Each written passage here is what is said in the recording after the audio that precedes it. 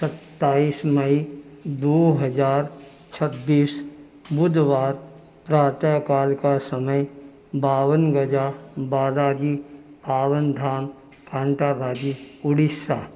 आरती का समय हो गया है, दीप प्रज्वलित हो गया है।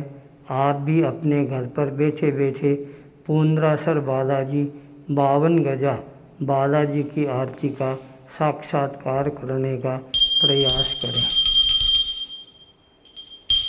श्री गुरु चरण सरोज रज निज मन मुकुर सुधार बरन रघुबर विमल